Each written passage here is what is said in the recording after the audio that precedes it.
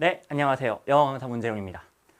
자, 어제 5월 모의고사가 있었고요. 지금 이제 비가 좀 많이 내리는 상황에서 이제 해설을 진행하게 되었는데 5월 모의고사 별로 관심도가 떨어진다는 거 잘 알고 있고요. 저도 크게 기대는 안 하면서 어제 문제를 풀었는데 생각보다 괜찮아요. 특히 어떤 점에서 그렇냐면은 이제 바로 좀 총평을 하면서 말씀드릴게요.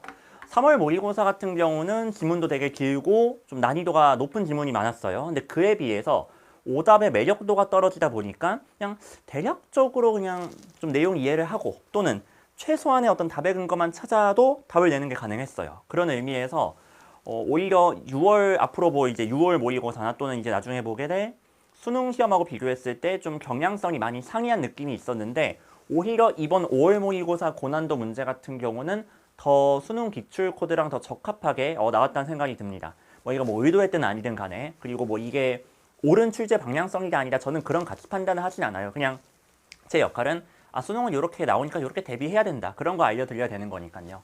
자, 그런 의미에서 오히려 저는 3월보단 이번 시험을 더 오답 정리를 좀 꼼꼼하게 했으면 좋겠고 특히나 틀린 문제들 이거 5월 모의고사니까 그런 거 아니야 하지 마시고 이 문제들을 다 틀리신 분들은 이따가 나중에 6월 때, 9월 때, 수능 때도 비슷한 패턴으로 문제를 틀릴 가능성이 굉장히 높다라는 거를 좀 기억을 하셔야 됩니다.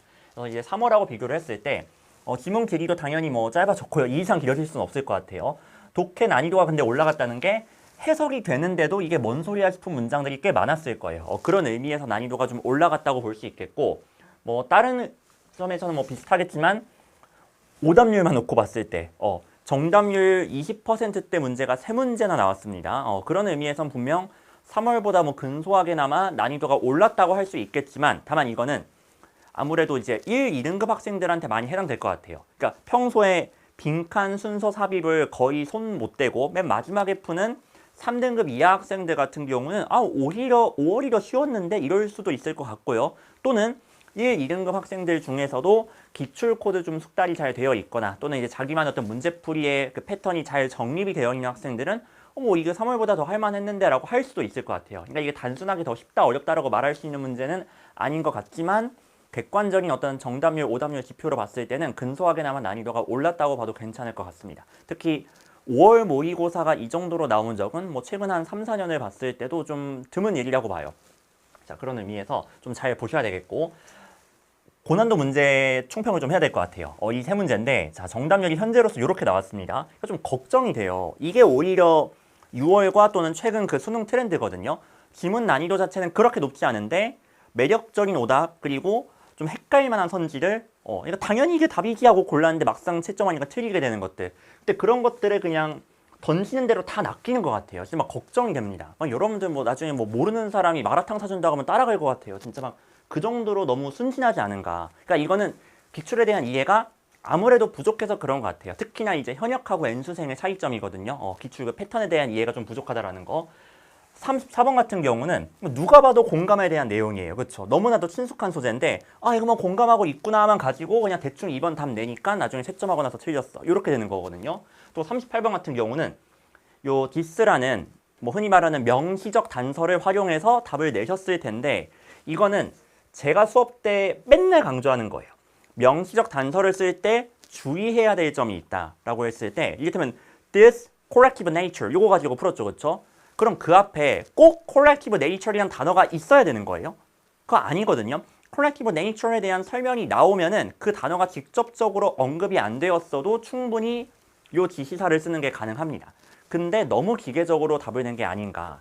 일단 최근 트렌드는 순서 삽입은 명시적 단서를 당연히 활용은 하되 가장 기본은 내용이에요. 내용에 기반을 해서 거기에 이제 최종적으로 확신을 갖는 근거로서 역할을 해야 되는 거지 내용에 대한 베이스 전혀 없이 그냥 앞에 이거 있었으니까 얘가 답이네 이런 식으로 무슨 이제 시력 테스트처럼 문제를 풀면 안 되는 거거든요. 자, 그런 좀 교훈 점들을 좀 많이 얻어갈 수 있는 괜찮은 문제라 생각이 들고 39번은 노골적으로 주어진 문장에 in contrast가 있었는데 이거를 활용할 시도는 한 건 맞는지 또 이제 뒤에서 괜히 해석도 잘 안 되는 이해도 안 되는 문장 가지고서 씨름하다가 찍은 거 아닌지 약간 좀 그런 게 좀 걱정이 됩니다. 자, 그래서 이런 것들을 좀 방지하기 위해서는 기출 코드에 대한 이해가 당연히 필요해요. 그러니까 저희는 절대로 영어 교양 수업을 듣는 게 아니라고 했잖아요. 그렇죠? 정해진 패턴이 있고 그러니까 늘 말씀드리지만 이게 좋다 나쁘다 저는 그런 판단 안 할게요. 근데 제 역할은 이 패턴에 대해서 알려드리고 여기에 적응을 시켜드리는 게 제 역할이기 때문에 자, 그런 것들을 좀 집중적으로 보여드리려고 합니다. 그래서 이제부터 해설을 할 건데 오답률이 좀 높았던 주요 문항들 위주로 해설을 할 거예요. 그리고 이게 뭐 독해 수업을 제가 하려는 건 또 아니다 보니까 그냥 정답이 나오는 근거만 빠르게 말씀드릴 겁니다. 그리고 제가 보여드리는 그 해설들은요. 무슨 제가 답을 아는 상태에서 만들어 오는 거 그런 거 한 개도 없어요. 진짜 한 개도 없고 뭐 나중에 뭐 기회가 되면은 뭐 사실 제가 그 정도 짬이 있는 강사는 아니지만 그냥 시험 문제 받자마자 바로 문제 푸는 거 보여드려야 되나 뭐 이걸 뭐 굳이 증거 영상을 찍어야 되나 뭐 그런 생각도 들기는 해요. 뭐 언젠가 그런 날이 올 수도 있겠죠. 제가 하는 풀이는 전부 다 제가 시험지를 받자마자 한 풀이고 다만 그거를 조금 더 수업에 맞게 약간 다듬는 정도입니다. 약간 다듬는 정도인 거지 기본적인 접근법은 제가 실제 한 풀이를 보여드린다라는 거 그러니까 현실적인 풀이를 하려고 합니다. 그리고 일관된 풀이를 하려고 하고요. 29번 어법부터 볼 건데요. 자, 저번에는 이제 수일치, 이번에는 동사, 준동사가 나왔는데 둘 다 굉장히 중요한 테마가 되겠죠. 그래서 혹시라도 틀리신 분들은 앞으로도 계속 나올 수 있는 문법 테마이기 때문에 이건 좀 기억을 하실 필요가 있어요. 어법 테마요. 그래서 5번을 좀 보겠습니다. 지금 ing에 밑줄이 쳐져 있기 때문에 얘는 준동사에 밑줄이 쳐져 있는 거예요. 준동사는 동사가 아닙니다. 자, 따라서 이 절 안에 동사를 써야 돼, 준동사를 써야 돼, 이거를 좀 체크를 해주시면 될 거예요. 자, 다만 절의 구별을 정확하게 하셔야 되는데 뭐 예를 들면 이러시면 안 된다는 거예요. 쌤 여기에 influence란 동사가 있으니까 동사 또 나오면 되는 거 아니에요? 뭐 그러진 않으시겠죠. 당연히 어떤 절에 속해 있는지를 보셔야 되는데 자, 보시면은 so that이라고 해서 이제 that이라는 접속사가 나오잖아요. 5번은 대절 안에 속해 있어요. 따라서 대절 안에 동사가 있나 없나 이것만 체크하시면 되는 거예요. 그렇죠? 자, 근데 대절 안에 이제 슬쩍 보셔도 알겠지만 따로 동사가 없고 동사가 적어도 하나의 절에 하나 있어야 되기 때문에 자, 이제 답이 5번이 된다. 이렇게 해주시면 되겠습니다. 그래서 어법은 되게 평이하게 그냥 노골적인 전형적인 패턴으로 출제가 되었고요. 그 다음 30번 요건 진짜 예상을 못했어요. 이게 이렇게까지 정답률이 나올 문제인가? 전반부의 이제 해석이 사실 어려운 편은 아니지 않나요? 뭐 이거 흔히들 많이 하는 얘기잖아요. 나의 어떤 무드, 기분은 환경에 영향을 받는다. 뭐 예를 들어서 왜 우리가 그렇게 좋은 학교 가려고 하고 또는 뭐 공부 분위기 좋은 스카라든가 학원을 다니려고 하는 거겠어요. 그 분위기에 영향을 받는 거잖아요. 그 환경에. 자, 그런 식으로 무드와 인바이러먼트 사이의 어떤 관계에 대해서 전반부는 설명을 하고 있어요. 뭐 별다른 독해 포인트는 없습니다. 그냥 그 정도 내용만 이해를 해주시면 되겠고 그럼 독해 포인트는 어디에서부터 나오냐면은 제가 봤을 때 전 여기서부터 좀 집중을 했거든요. 요 예시 나오는 부분 있죠. Given example 여기부터 볼게요. 자, 여기에 나레이 버피 패턴이 나오는데 제가 최근에 계속 강조를 좀 하고 있는 패턴이에요. not하고 rather에다가 형광펜을 좀 해주세요. 나레이 버피를 두 문장으로 쪼갰을 때 but 대신에 rather를 쓰죠. 자, 그럼 A와 B는 대비가 돼요. 이 차이점에 주목을 하셔야 되는데 자, 읽어보면은 내가 melancholic 뭔가 좀 기분이 우울해요. 그때 단지 as if니까 as though니까 마치 세상이 회색인 것처럼 나는 느끼는 게 아니래요. 단지 그런 게 아니래요. 그럼 뭔데? 자, 내가 우울할 때 세상은 회색이래요. 차이점 뭐예요? 앞에도 세상은 회색, 뒤에도 세상은 회색이잖아요. 차이점이 뭐예요? 차이점. 자, 앞에서는요. 세상이 실제 회색인 게 아니라 뭔가 회색인 것처럼 느껴진다라는 게 핵심이었죠. 근데 뒤에서는 B 부분에서는 실제로 회색이다라는 것에 집중을 하고 있어요. 즉 이게 단순히 나의 느낌인가 아니면 실제로 그러한 것인가 라고 해서 인식과 실제 현실의 대비가 나타나 있다라고 보시면 돼요. 이 둘은 분명히 이제 다른 거겠죠. 그렇죠? 요거를 구별해 주시면 되겠고 강조점은 이제 레더 뒤에 있기 때문에 세상이 회색인 거는 나의 느낌 인식이 아니라 실제 현실이다. 요 얘기 하고 싶은 거구나 라고 봐주시면 되는 거예요. 자, 그거랑 이제 뒤에 있는 이제 4번 여기 있는 요 문장을 좀 연결을 해볼 건데 자, 요거는 그럼 between 나오면 당연히 A and B를 체크를 하셔야 됩니다. 그래서 between A and B 좀 체크를 하면요. A에 해당되는 게 뭐냐? What is out there? 바깥에 있는 거래요. 자, 얘 밑줄 표시를 좀 할게요. 그 다음 얘랑 대비되는 게 여기 안에 있는 거래요. 바깥과 안에 대비가 나타나 있다는 거 아시겠어요? 자, 그 다음에 미리 좀 볼게요. 그 다음 문장에 또 between A and B가 나와요. between A and B가 나왔는데 ourselves. 그 다음에 external world. 어떻게 보실 거예요? external world는 외부 세계니까 아까 밑줄 표시했었던 바깥에 있는 거 말하는 거 아니겠어요? 그 다음에 우리 자신은 내부 세계를 말하는 거죠. 자, 요거는 일종의 스키마 배경 지식이기도 하고요. 역시나 제가 수업 때 이런 예시를 좀 들었어요. 내가 봤을 때 뭐 요즘 아이돌 중에 제일 예쁜 사람은 혜원이야, 뭐 오혜원이야라고 했을 때 이거는 바깥에서 있는 어떤 객관적인 자료에 기반한 거예요? 아니면 내 머릿속에서 나온 거예요? 머릿속에서 나온 거죠. 그러니까 우리 자신이라는 것은 우리의 내면, 머릿속, 뭐 어쨌든 안을 말하는 거예요. 그래서 안과 박에 대비가 나타나 있다라는 거, 요거를 좀 확인을 하셨어야 되는 겁니다. 자, 근데 이 문장에서 두 번째 비투니 나온 요 문장에서 이 둘 사이의 경계가 뭐인 것처럼 보이는데요. 사라지는 것처럼 보이는데요. 자, 요게 핵심이에요. 안과 박의 경계가 안팎의 경계가 사라진대요. 그 말은 아까 나왔던 요 표현으로 치면은 내가 머릿속으로 인식하는 거랑 현실이랑 아까 이제 구별을 했죠. 세상이 회색인 것처럼 느껴지는 게 단순히 느껴지는 게 아니라 실제로 세상이 회색이 되는 거예요. 즉 내가 인식이라고 생각했던 게 사실은 이제 현실이 되는 거죠. 그냥 회색으로 느껴지는 게 아니라 실제 회색이다라는 거예요. 즉 이 글은요. 내가 느끼는 거랑 그 다음에 내가 살고 있는 그 현실이랑 이 둘 사이의 경계가 사라진다. 이 얘기를 하고 있는 겁니다. 그러면 이 둘 사이의 경계가 사라진다고 했으니까 구별이 없다가 돼야 되는 거 아니에요? 딱히 뭐 중간에 역접연결사가 있는 것도 아니고 따라서 답이 그냥 4번이 되는 거예요. 이 둘을 구별하지 않는다라는 게 여기서 말하고 싶은 내용이라 보시면 되겠습니다. 뭐 이 이상 깊이 들어가는 거는 굳이 불필요한 것 같아요. 되게 뭐 철학적인 글인 것 같은데 딱 그냥 요거랑 요거랑 구조가 똑같네. 근데 여기서 사라진다고 했는데 여기선 존재한다고 했네. 이거 틀렸네. 그냥 이렇게 단순하게 접근을 해주시면 될 것 같습니다. 자, 아까 나왔던 이 나레이 법비 요 구조하고도 딱 들어맞는 거고요. 자, 그 다음 볼게요. 30번은 이렇게 넘어가고 자, 이번에 빈칸이 좀 전체적으로 난이도가 좀 올라갔는데 31번은 사실 매력적인 오답이 있어서 어려운 문제는 아닌 것 같아요. 그냥 어떻게 좀 접근해야 될지 모르는 것 같은데 근데 얘 같은 경우도 자, 우리가 그냥 상식적으로 배경 지식을 조금만 동원해서 생각을 해봤을 때 계속해서 private이란 말하고 public이란 말이 대비가 되잖아요. private은 민간의 사적인 영역을 말하는 거고 그 다음에 public은 공적인 공공 부분을 말하는 거죠. 자, 공공이라고 할게요. 그래서 이 둘 사이의 대비가 나타나 있기 때문에 자, 이거를 찾는 게 글쎄요 그렇게 막 어렵다고 생각되진 않습니다. 다만 이제 이게 개념적으로 구별되는 거지 이 둘이 무조건 뭐 다르다 서로 뭐 배타적이다 그런 내용이라고 미리 기대짐작을 할 필요는 없는 거예요. 다만 이 두 개념이 좀 두 개념이 대비되고 있으니까 여기에 기반해서 읽어주면 되겠구나 뭐 이 정도로 생각하시면 좋을 것 같아요.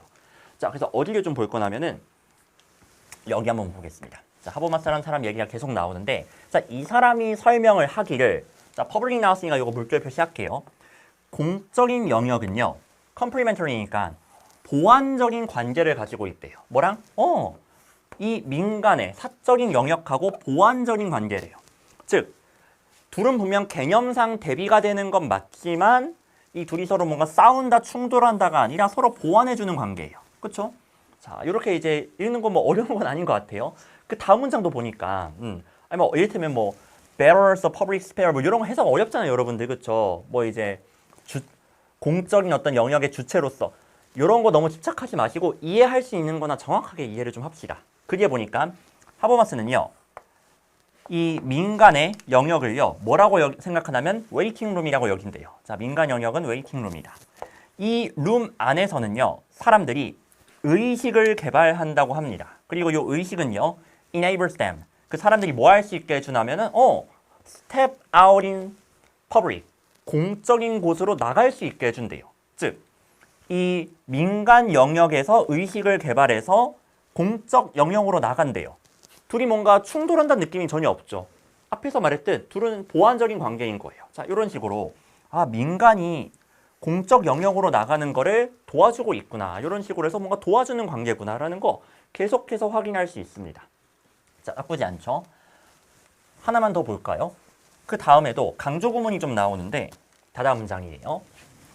바로 이러한 민간 영역 안에서 자, 이거는 중간에 끼어든 거고요. 특히나 어떤 자신의 집 이런 이제 사적인 공간 영역 안에서 사람들은요. 자신의 정체성을 발견할 수 있대요. 그 다음에 존재론적인 의미를 얻을 수 있다고 합니다. 그리고 선에 대한 어떤 개인적인 개념을 얻을 수 있대요. 얘 같은 경우는 뭐 공공에 대한 내용이 직접적으로 나오진 않아서 그렇게 크게 도움이 되는 것 같지는 않고요. 그 다음 그것은요. life world 뭐 이제 생활 공간이래요. 이 공간으로부터 나왔네요. 공적인 영역이 발생한다고 합니다. 오, 되는 것 같아요. 이 시가리 키는 거는 앞에 나왔던 private sphere 얘를 말하는 거거든요. 여기로부터 공적인 영역이 만들어진다고 했으니까 역시나 얘가 여기에 도움을 주는구나 라는 거를 계속해서 확인을 할 수 있습니다. 그럼 끝났죠. 자, privacy 사적인 거고요. 그 다음에 이것은 공적인 영역을 위해서 이 사람을 빈칸한대요. 그럼 여기에는 긍정하는 말 들어가면 되지 않겠어요? 대략적으로 이 정도 느낌은 오지 않습니까? 딱히 부정하거나 대립하거나 그런 말은 들어가면 안 될 것 같아요. 자, 그런 의미에서 1, 3, 5번은 진짜 말도 안 되는 거고요. 1번은 검열하다, 5번은 이제 위협하다라는 뜻인데 compare도 사실 이게 맞지는 않는다는 게 느껴질 거예요. 사람을 뭔가 이제 비교한다 안 되겠고 그냥 자격을 부여한다. 왜 자격을 부여하는 거냐면 아까 사적인 영역에서 준비를 해서 공적인 영역으로 나갈 수 있게 해준다고 했잖아요. 그렇죠? 나갈 수 있게 해주고 이것이 이제 여기로부터 공적 영역이 형성된다고 했기 때문에 뭔가 도와준다라는 말을 굳이 표현하는 걸 찾다면은 요거 자격을 부여한다. 이 정도로 이제 봐주시면 될 것 같아요. 자, 이렇게 해서 간단하게 답은 2번이 되겠고 매력적인 오답이 전혀 없었습니다. 자, 그 다음에 32번 볼게요.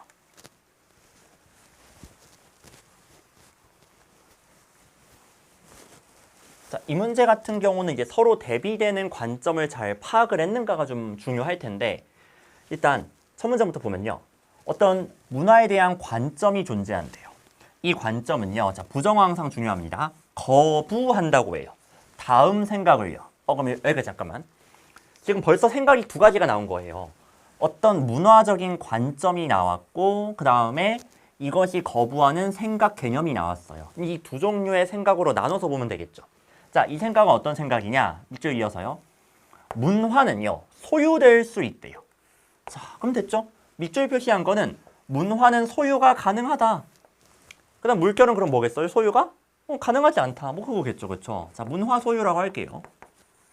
다만 문화 소유가 뭔데? 잘 모르겠어요. 그건 이따가 뭐 이제 확인하면 되는 거죠. 일단 이렇게 나눠진다라는 거 확인하는 게 중요합니다. 가능하다, 불가능하다. 자, 이런 식으로 이제 그냥 간단하게 정리해 볼게요. 자, 그리고 나서 이러한 관점은 다음 예시에서 보인다고 했는데 뭐 예시니까 요거는 뭐 간단하게 확인하면 나쁘지 않을 것 같기는 해요. 그래서 이제 핵심 내용만 좀 보도록 하면은 요거부터 한번 볼까요? It was practiced. 이것은 이 사람들에 의해서 뭐 실천이 되었다고 하고요. 이 사람들은 found inspiration. 영감을 발견했다고 합니다. 어디에서? 그들의 현지 문화, 지역적인 문화 바깥에서 영감을 발견했대요. 문화 바깥에서 영감을 발견했다? 이 말이 왜 나왔지? 지금은 이해 안 갈 수 있어요. 뭐 이해 가시는 분도 있겠지만. 그 다음에 these figures. 그래서 인물이라고 보시면 돼요. figures는. 즉 이 사람들, 이 인물들에게 있어서 문화라는 것은 자, 나론이 벌을 쏘니까요. 단지 뭐가 아니라 단지 뭐로부터 만들어지는 게 아니라 그 지역사회 자원으로만 만들어지는 게 아니라 또한 나왔네요. 다른 문화와의 만남으로부터 만들어지는 거래요. 자, 그럼 연결되실까요? 다른 문화. 이게 뭐예요? 아웃사이드 말하는 거죠. 자신의 그 현지 문화 바깥을 말하는 거죠. 문화는 자기 문화 안에서만 만들어지는 게 아니라 다른 문화랑 섞이기도 한다라는 거구나. 외부 문화의 영향을 받는구나. 자, 이 얘기하고 싶은 거예요. 그러면은 이제 이 소유 의미 뭔지 알 것 같은데 야, 이거 내 거야 라고 말할 수가 없다는 거는 그 문화가 그냥 순수하게 그 안에서만 형성되는 게 아니라 바깥 문화의 영향을 받기도 한다고 했죠. 그러니까 순수하게 그냥 내 거야 라고 말할 수가 없는 거예요. 자, 그렇게 봐주시면 되겠습니다. 뭐 예를 들어서 뭐 이런 거죠. 여러분이 뭐 나중에 뭐 직장을 가져서 돈을 벌었다고 했을 때 이 돈 내가 번 거야, 내 거야 라고 이제 주장을 하겠죠. 근데 여러분이 그 돈을 벌기 위해서 뭐 부모님의 그동안의 어떤 보살핌이 있었잖아요. 그럼 순수하게 내 거라고 하기가 좀 어려울 수 있겠죠. 부모님 목도 조금은 이제 있을 수 있겠죠. 그래서 뭐 이제 나중에 용돈도 드리는 거고 그런 거 아니겠어요? 약간 그런 느낌으로. 외부의 영향을 받는다. 이거를 소유라고 표현을 한 겁니다. 즉, 문화를 소유할 수 없다라는 거는 외부 문화의 영향이 존재한다. 자, 이거를 좀 이제 멋있게 표현했다라고 이제 저희가 볼 수 있겠죠. 자, 그렇게 이해를 해주시면 될 것 같아요. 따라서 이 표현은 이제 물결 표시를 해서 앞에 거랑 좀 연결을 하도록 하겠습니다. 자, 그래서 이거에 대한 예시가 잘 나왔다고 볼 수 있겠고요. 자, 이 정도면 된 것 같아요. 빠르게 이제 좀 빈칸으로 넘어갈게요. 물론 뭐 이제 읽으면 당연히 좋고요. 어디부터 볼 거냐?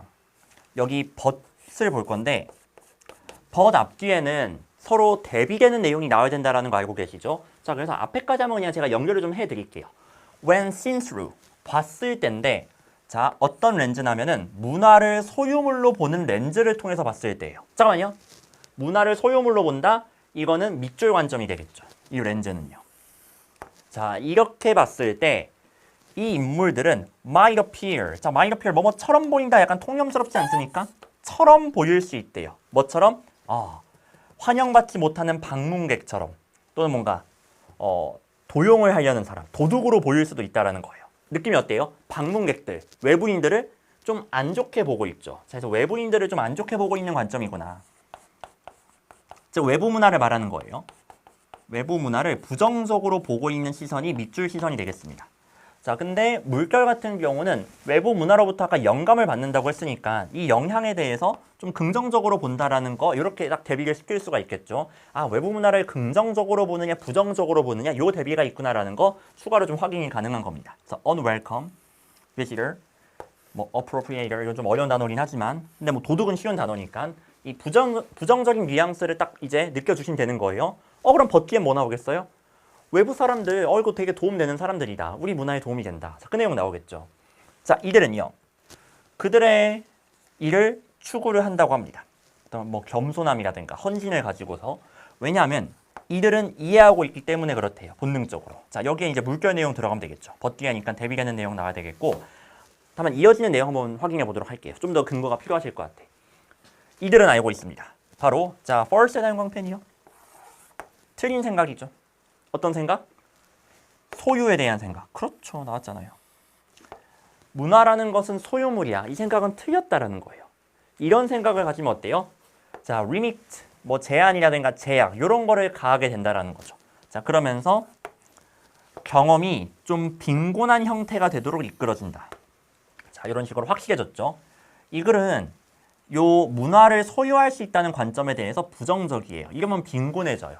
외부의 영향을 받지 않고 외부의 도움을 받지 않기 때문에 빈곤해지고 외부랑 섞여야 문화가 발달한다. 자, 이 얘기를 하고 싶다라는 걸 이제 알 수 있겠죠. 따라서 여기에는 문화는 섞여야 된다. 섞이는 게 긍정적이다. 라고 설명하고 있는 표현을 찾아주시면 되는 겁니다. 자, 그래서 문화는 외부와 섞여야 된다. 그거를 가장 잘 표현한 거. 조금 저는 황당했던 게 2번이 되게 오답률이 높았거든요. undermines 뜻을 혹시 몰랐던 건가요? 그게 아니면 방향성을 잘못 체크한 거겠죠? 자, 얘는 손상시키다, 악화시키다기 때문에 차용이 문화적인 정체성을 훼손한다. 이거는 오히려 외부의 영향 받으면 안 된다는 거잖아요. 정반대죠. 자, 그래서 얘는 이제 오히려 밑줄 내용이라고 보시면 되겠습니다. 저희가 찾아내는 건 물결 내용인데 그건 1번이죠. circulation이 순환이잖아요. 순환을 통해서 문화가 발달한다. 즉 외부에게 좀 섞여야 된다라는 거네. 자, 그래서 답은 1번으로 해주시면 되겠습니다. 개인적으로 매력적 오답은 전혀 없었던 것 같아요. 이 정도면 되게 쉬운 문제입니다. 그래도. 자, 그 다음 33번으로 넘어가도록 하겠습니다.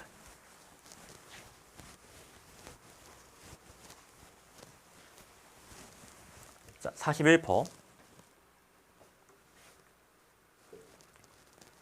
자, 빈칸이 맨 끝에 있는데 신뢰를 형성하기 위해서는 뭐 이렇게 해야 된다. 뭐 이 정도 내용으로 이제 보여요. 그래서 뭐 신뢰랑 관련된 내용이구나. 사실 그렇게 타겟팅이 썩 도움이 되진 않습니다. 처음부터 한번 순차적으로 좀 보도록 하죠. 자, expense는 이제 비용이나 대가예요.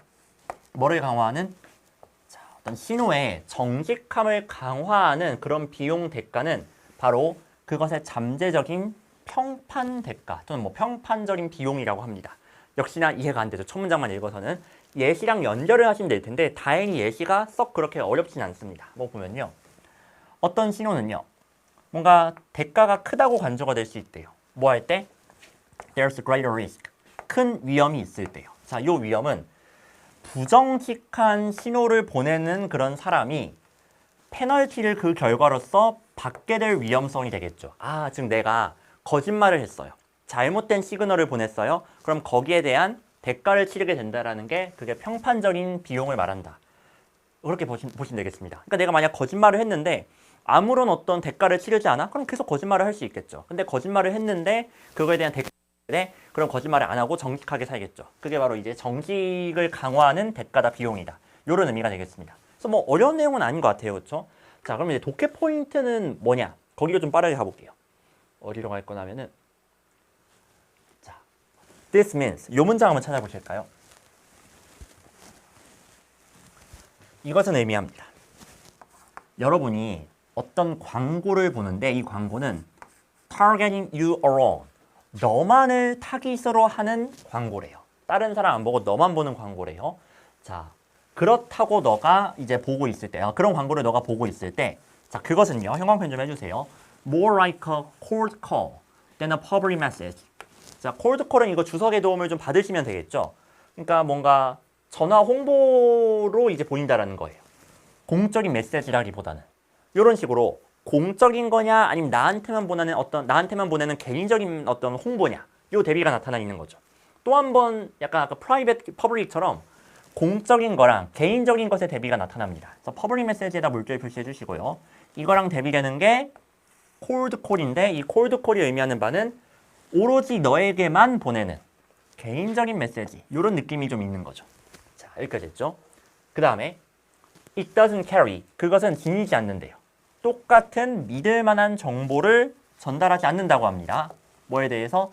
그 판매자의 의도에 대해서요. 이건 썩 그렇게 믿을 만하지 않대요. 왜 그러냐? 이것은 어떤 평판적인 대가가 free, 없기 때문에 그렇대요. 한 사람한테만 보내는 그런 메시지는 평판적인 대가가 크지 않다는 거죠. 그러겠죠. 아무래도 제가 이를테면 뭔가 이제 거짓말을 했을 때 1000명을 대상으로 한 거짓말에 대해서는 엄청난 대가를 치러야 되겠죠. 만약에 그게 들통났을 때. 근데 한 사람한테만 거짓말을 했어요. 그럼 대가가 그렇게 썩 크진 않겠죠. 뭐 그런 의미에서 공적인 메시지일 때보다 그냥 이거 너한테만 보내는 메시지야 라고 했을 때 대가가 크지 않을 거예요. 그래서 신뢰도가 떨어지기 쉽다라는 거죠. 실제로 저도 이 영상 촬영할 때가 더 어떻게 보면 떨리는 게 이거는 되게 많은 사람들이 볼 수 있는 거니까 혹시라도 뭐 잘못된 내용 들어가면 안 될까 뭐 이런 생각을 더 많이 하게 되겠죠. 자, 그런 느낌을 봐주시면 돼요. 그 다음에 자, 따라서 다음은 별로 no surprise, 놀랍지 않을 수 있습니다. 이 속이는 판매자는요, 훨씬 더 많은 성공을 한대요. 온라인상에서요. 어디에서보다? Public Communication Channel, 공적인 소통 채널을 통해서보다. 자, 이런 식으로 딱 대비가 되네요. 공적인 소통 채널. 여기선 여러 사람이 보일 수 있죠. 근데 그런 것보다 그냥 온라인에서 딱 어떤 특정 개인한테만 전달하는 거. 이거는 분명 신뢰도의 차이가 있다라는 거예요. 여기까지요. 자, 밑줄과 물결의 대비가 나왔는데 얘는 그냥 한 사람이라고 할게요. 특정 한 사람한테만 보내는 메시지, 이게 밑줄이고요. 얘는 공적이니까, 즉 다수에게 보내는 메시지, 공공의 느낌이 나는 메시지, 이게 이제 물결이 되겠습니다. 차이점은 뭐예요? 아까 deceptive 나왔고 그 다음에 credible 나왔잖아요. 자, 신뢰도의 차이가 되겠죠. 자, 신뢰도가 이때는 좀 떨어지고 이때가 좀 더 높다라고 딱 정리가 되실 거예요. 그렇죠? 자, 이렇게 나와주시면 되겠습니다. 그러면 됐네요. 신뢰를 쌓는 거. 이거는 뭐랑 관련되어 있는 거예요? 단지 메시지를 보는 거 하고만 관련되어 있는 게 아니라 뭐랑 관련되어 있다? 다수가 보는 거. 다수에게 내가 지금 전달하고 있다. 이거랑 관련되어 있는 거죠. 자, 되셨죠? 그래서 빈칸에는 이 퍼블릭에 해당되는 거. 이 내용이 그냥 들어가면 되는 겁니다. 근거는 아주 명확하죠. 그렇죠? 그러니까 이 문제는요. 저 more than에서 한 사람과 퍼블릭의 대비를 발견했는가. 이걸로 거의 게임이 끝난다고 보시면 돼요. 노골적인 비교급이 나왔기 때문에. 그렇죠? 자, 그래서 퍼블릭에 해당되는 거 찾으세요. 그럼 답으로 가능한 거? 이거밖에 없잖아요. Other people. 다른 사람들도 그걸 보고 있다. 이게 이제 퍼블릭한 거잖아요. 자, 이렇게 해서 답 3번으로 해주시면 되겠습니다. 이 문제도 저는 매력적 오답은 없다고 봐요. 그 정답률 20%대 문제 그런 거나 좀 매력적인 오답이 있었지 나머지 문제들은 매력적 오답 얘도 사실 없습니다. 1번으로 많이 갔는데 명확하고 구체적이다. 저는 이게 왜 답이 될 수 없는지 설명을 못 하겠어요. 그냥 명확하고 구체적인 게 다수인 거랑 공공인 거랑 상관이 없으니까요. 그냥 이 말이 들어가야 돼요. 이 말이 들어가야 되고 그거랑 상관없기 때문에 그냥 틀린 겁니다. 뭐 그 이상 어떻게 설명을 드릴 수가 없을 것 같고요. 자, 그 다음 드디어 34번 한번 보겠습니다. 앞에 문제는 사실 정답률이 이렇게 낮게 나올 줄 예상을 못했어요. 특히 막 30번 이런 문제들은요. 근데 이건 예상했어요. 특히 이건 정확하게 이거 보나마나 2번으로 가겠구만 했습니다. 네, 그러니까 진짜 좀 우리 학생들 많이 좀 순진하시구나. 그런 생각이 좀 들었어요. 뭐 이유는 말씀드렸죠. 공감에 대한 내용인데 이거 공감에 대한 거니까 그 사람 입장에서 똑같이 생각하는 거 아니겠어? 너무 이거는 단순해요. 단순하고 좀 더 의심이 필요합니다. 특히 수능장에서는요. 뭔가 너무 쉽게 답이 나온다? 내가 뭔가 잘못 생각했을 가능성이 높아요. 이건 약간 뭐랄까 제가 오래 살진 않았지만 인생도 비슷한 것 같거든요. 누가 되게 쉽게 돈을 벌게 해준대. 거의 대부분 사기예요. 문제도 마찬가지입니다. 너무 쉽게 풀린다? 의심을 좀 해보셔야 돼요. 내가 뭔가 놓치고 있는 게 없는가. 물론 이게 뭐 시험장에서 되는 건 아니니까 그냥 평소에 연습을 많이 하셔야죠. 핵심은 뭐냐? 핵심은요. 그 부정어예요. 부정어에 좀 주목을 해주셔야 되겠고 여기도 대비 포인트가 명확하게 있거든요. 그리고 나레이 법비 구조도 나오죠. 이건 뭐 늘상 나오는 거 아니겠습니까? 근데 그런 것들을 좀 더 활용을 잘 해주셔야 되는 거예요. 처음부터 볼게요. 다 읽어드릴게요. 자, 누군가가 이야기를 합니다. 어떤 좀 비극적인 이야기를요. 그때 상대방은 나 너 느낌 알아 하면서 뭔가 이제 공감을 해줘요. 반응을 해줘요. 나도 그런 일 있었어. 이런 식으로 말이죠. 자, 이걸 이제 identification, 공감이라고 이제 표현을 하는 거죠. 이 공감을 통해서 감정적인 반응의 대상이 shift, 옮겨간대요. 자, 일단 소소하지만 변화는 그래도 중요합니다. 어디에서 어디로 옮겨간대요? 상대방한테서 자기 자신으로 옮겨간다는 거예요. 그쵸? 되게 낙담해하고 있는 친구한테 공감을 해주고 있어요. 그럼 그 낙담이 그 친구한테서 나한테로 옮겨오겠죠. 이게 이제 공감이다라는 거예요.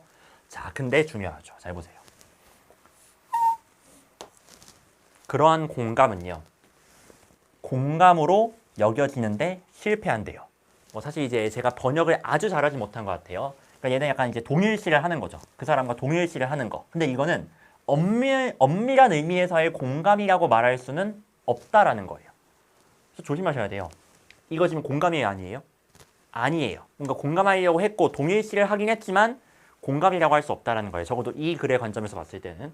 자, 왜 그런지 봅시다. It is not 하고 나왔죠. 그것은 뭐가 아니기 때문에? 진정한, 진실된 사례가 아니기 때문에 그렇대요. 어떤 사례? 감정적인 어떤 반응 속에서 공유를 하는 사례가 아니기 때문에 그렇대요. 상대방하고. 뭔 소리야? 좀 더 봅시다. 그럼 뭔데? But it's a simple projection. 그냥 단순한 투영이래요. 투영.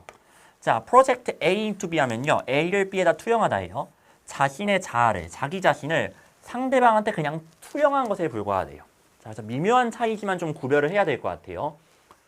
공감이 아닌 이유가 이것은 A가 아니라 B이기 때문에 그렇다고 합니다. A가 아니라 B이기 때문에 이것은 공감이 아니래요. 자, 그러면 잘 생각해 보세요. 이 시가 익히는 거 뭐예요? 요 identification이 되겠죠. 얘는 A가 아니라 B래요. 그러면 공감은 A예요, B예요? 글쓴이가 생각하는 진실된 공감은 A가 되겠죠. 일단 genuine이라고 했잖아요. 그래서 요거 물결 표시를 해주세요. 아직은 완벽하게 이해가 안 되실 수도 있겠지만 이게 진짜 공감이에요. 자, 그래서 다른 사람의 그 감정적인 반응을 공유하는 거. 이게 공감이고요. 뭐는 공감이 아니냐? 그냥 자아를 상대방한테 투영하는 거. 요게 이제 공감이 아니다라는 거예요. 자, 이 문장만 읽고서 아하 그렇구나 이건 공감이 아니구나 안 된다는 거 알아요. 좀 더 힌트가 필요할 거예요. 그래서 그 뒤에 볼게요. 자, 그것은 단지 자신의 감정적인 반응에 불과하다고 합니다. 자신의 감정적인 반응에 불과하다. 즉 뭐 진정으로 공유를 하는 건 아니다라는 거예요. 그다음 to put this in other words. 다른 말로 표현하자면은 드디어 쉽게 설명해 주네요. 앞에 말 좀 어려웠지? 내가 쉽게 얘기해 줄게. 다른 말로 표현하자면은 there's a forgetting. 다음을 깜빡하게 된대요. 즉 다음 사실을 잘 모르고 있다는 거죠. 뭐냐? 자, 나레이 법비 한 번 더 나옵니다. 잘 봐주세요. 너가 아니라 상대방이래요. 이거 강조 구문이에요. It is who. 너가 아니라 상대방이 그 상황에 있다라는 것을 깜빡한다라는 거예요. 자, 강조점이 어디에 있어요? 너가 아니라 상대방한테 있죠. 그거를 경험한 건 네가 아니라 상대방이야. 상대방의 입장을 이제 강조하고 있는 거예요. 그 다음에 공감의 경우에 발생하게 되는 것은 바로 시도라고 합니다. 상황을 appreciate, 이해하려는 거죠. 뭐로부터? 자, 다른 사람의 관점으로부터요. 다른 사람의 관점. 이것도 상대방 지금 강조하고 있죠. 자, 지금 이 빈칸은요. 공감에 대한 거예요? 공감이 아닌 거에 대한 내용이에요? 얘는 지금 공감의 경우라고 했잖아요. 그래서 요거는 공감에 대한 내용이 들어가는 게 맞습니다. 얘는 물결 내용이 들어가면 돼요. 공감이 아닌 게 아니라 공감의 내용이 들어가는 건 맞는 거예요. 근데 여기에서 이제 배경 지식으로 공감이라는 건 상대방 입장에서 생각해야 하면 되는 거니까 그러니까 똑같은 상황에서 느끼는 거 생각하면 되는 거니까 답이 2번이네. 이러면 틀리는 거예요. 자, 왜 그런지 말씀드릴게요. 여기서 아까 저희가 A, B, 나레이 법비 구문에서 봤습니다만 이게 대충 읽었을 때 딱 구별이 되지 않잖아요. 아니, 나를 투영하는 거랑 뭐 감정적 반응에서 공유를 하는 거랑 이게 뭔 차이점이야? 근데 이거를 정확하게 이해해야 답이 나오는 거예요. 이거를 이해 안 하고 내가 알고 있는 공감은 이건데 하면서 2번 고르면 틀리게 되는 거예요. 자, 일단은 아직 좀 더 힌트 있으니까 뒤에까지 좀 보도록 할게요. In other words, 즉 다시 말해서 우리는요. 시도를 한대요. 이 시도는 실제 공감 시도를 말하는 거죠. Consider what it is. 어떤 것인지, 즉 어떤 느낌인지를 고려한대요. 뭐 하는 것이? 경험하는 것이. 그러한 상황을요. 자, 근데 뭘 가지고서? 어떤 특정한 믿음과 열망을 가지고서요. 이것은요. 우리가 그래서 take는 이제 뭐뭐로 여기다라고 생각하시면 될 거예요. 상대방이 가질 거라고 우리가 생각하는 믿음과 그 다음에 어떤 열망, 욕망 이런 것들을 가지고서 그 상황을 경험하는 게 어떠한 것인지 이걸 고려하는 게 이게 제대로 된 공감이다라는 거죠. 자, 좀 느낌이 약간 올 것 같긴 한데 계속해서 어때요? 상대방의 입장에서 야, 너가 아니라 상대방의 입장에서 생각하는 거 이거를 강조하고 있다는 거 아시겠어요? 단순히 자신을 투영하는 건 이런 거예요. 예를 들면 어떤 친구가 이번에 시험을 되게 못 봤대요. 올 모의고사가 완전 망쳤대요. 그러면은 여기에 대해서 실패한 공감은 이거죠. 너 내일 이제 기분 안 좋겠다. 나도 그랬어. 나도 예전에 시험 망했었는데 기분이 되게 안 좋더라. 이건 공감이 아니다라는 거예요. 왜? 상대방이 없잖아요. 나도 되게 기분이 안 좋았었어. 안 좋았을 것 같아. 이런 식으로 그냥 나를 투영하는 거라면은 진정한 공감은 그냥 말 그대로 상대방의 입장에서 상대방이 어떤 걸 생각했을지 그걸 생각하는 게 공감이다라고 보시면 돼요. 뭐 이런 얘기 하지 않나요? 뭐 이제 공감해 줄 때 내 얘기 하지 말고 그래서 너는 어떤 기분이었어? 약간 좀 이렇게 상대방이 어떤 느낌인지를 좀 들어줘야 된다. 뭐 그런 얘기도 있잖아요. 자, 그런 거라고 봐주시면 되겠습니다. 즉 내가 아니라 상대가 부각돼야 되는 거예요. 그러면은 2번 좀 지우실 수 있을까요? 2번. 2번을 보시면은 그 똑같은 상황에서 너라면 어떻게 느꼈을지 뭔가 그냥 이 내용만 읽었을 땐 되게 공감하려고 애쓰는 것 같잖아요. 나라면 어땠을까? 이런 식으로. 상대방이 빠졌다니까요. 주인공은 너가 아니에요. 너라면 어떻게 느꼈을까? 이거 하지 말라고요. 그냥 상대방이 뭘 느꼈는지 그거를 공유하는 거. 이게 공감이라고 했어요. 즉 상대방이 빠져있는 건 답이 될 수가 없습니다. 쌤 너무 애매하지 않나요? 라고 생각하시면 안 되는 게 아니 이 글에서 나레이 법비까지 활용하면서 너가 아니라 상대방이야 라고 말을 해줬잖아요. 그 다음에 여기서 나레이 법비에서 단순히 너를 투영하지 마. 즉 상대방이 주인공이야. 상대방의 그 기분, 감정적인 기분을 공유하는 거. 이게 핵심이야라고 해서 계속해서 너랑 상대방을 구별을 해주고 있어요. 그러니까 이게 핵심이다라는 거예요. 그 핵심에 주목하면은 왜 여긴 상대방에 대한 내용이 전혀 없지라고 해서 걸러낼 수 있어야 된다라는 거예요. 4번 보실까요? 4번은 명확하게 상대방이 이것을 경험하고 있다는 것을 놓치지 않고 즉 상대방이 이것을 경험하고 있다는 것을 알고 있으면서 생각하면서 공감을 해줘야 된다는 거죠. 그 내용이 정확하게 잘 들어가 있다고 보시면 되겠습니다. 자, 여기까지 되셨죠? 자, 나머지는 상대방에 대한 어떤 그 부각이 안 되어 있는 선택지이기 때문에 역시나 답이 될 수 없을 것 같아요. 이를테면 뭐 1번이나 그 다음에 3번 같은 경우는 당연히 이제 가면 안 되는 선지가 되겠고 5번 같은 경우도 나랑 상대방 사이에 겹치는 걸 발견함으로써 이것도 뭔가 공감대를 형성하기 위한 노력 아닌가? 근데 이거는 그냥 우리의 배경 지식이잖아요. 지문에서 이 둘 사이에 겹치는 걸 찾으라고 말한 적이 있어요? 아니잖아요. 그냥 그대로 가시면 돼요. 그대로 가야 돼요. 마지막 문장에서도 분명 다른 사람이 가지게 될 그 믿음에 대해서 믿음을 가지고서 이제 생각을 하라고 했잖아요. 그렇죠? 그리고 여기서도 이거 나왔죠. 이것이 우리의 거랑 겹칠 수도 있고 안 겹칠 수도 있어요. 겹치냐 안 겹치냐 이거는 중요한 게 아닌 거예요. 괜찮죠? 자, 결국 기준점의 문제예요. 이 문제를 저는 되게 쉽게 푼 이유가 저는 기준점이 있었어요. 나레이 법비가 2번이나 나왔네.